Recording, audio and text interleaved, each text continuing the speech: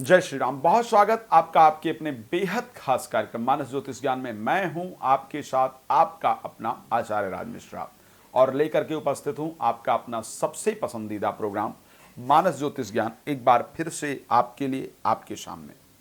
आज हम बात करेंगे अपने कन्या राशि के जातक जातिका के बारे में। मैंने फिर से एक बार कहा है कि प्रत्येक राशि में जन्म होने पर आपका स्वभाव, आपका विचार, आपका शरीर का रंग ढंग एक जैसा नहीं हो सकता है। एक राशि में 9 चरण होते हैं और 9 चरण में प्रति चरण के अनुसार आपका जीवन होता है। इस बात को मैं पहले भी कह चुका हूं और आज फिर से मैं इसी बात को आपके सामने दोहरा रहा हूं। तो आज इस कार्यक्रम में हम आपके बारे में पूरी वो जानकारी देने जा रहे हैं, कंप्लीट इंफॉर्मेशन देने जा रहे हैं जो आपके लिए बहुत इंपॉर्टेंट है। मिथुन राशि को अगर क्षमा चाहूंगा, कन्या राशि को अगर हम देखें तो वर्गो साइन कहा जाता है। वर्गो साइन जनरली इंग्लिश में कहा जाता है, हिंदी में कन्या राशि कहते हैं।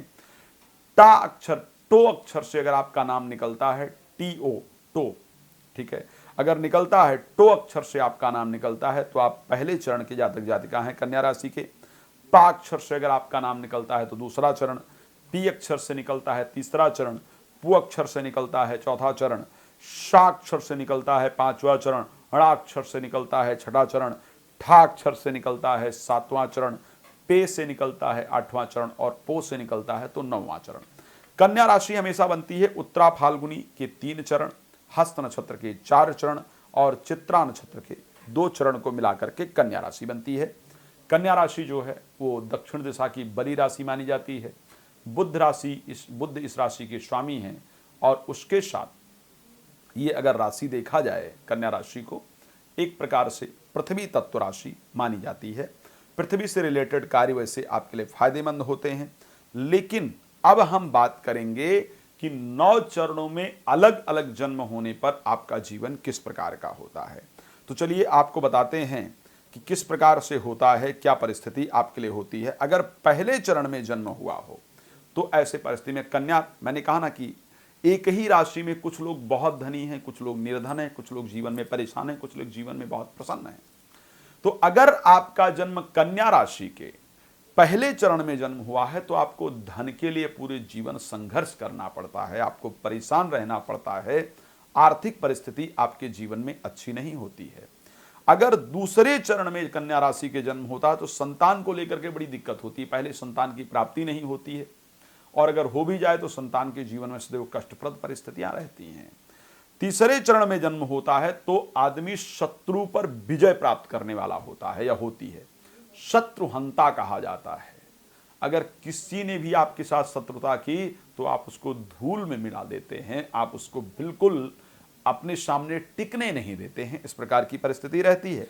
चौथे चरण में जन्म हो कन्या राशि के तो जीवन में बहुत धन प्राप्त होता है, बहुत धनवान होते हैं आप। पांचवें चरण में जन्म होता है तो भोगी होते हैं, मतलब जो भी आपके जीवन में आप एंजॉय करना चाहते हैं प्रत्येक चीज को, मतलब ऐसे नहीं कि कमा के रख लिया, इकट्ठा करने में भरोसा नहीं रखते हैं, एंजॉय करना चाहते हैं। छठे चरण में जन्म होने पर आप पुत्रवान होते हैं।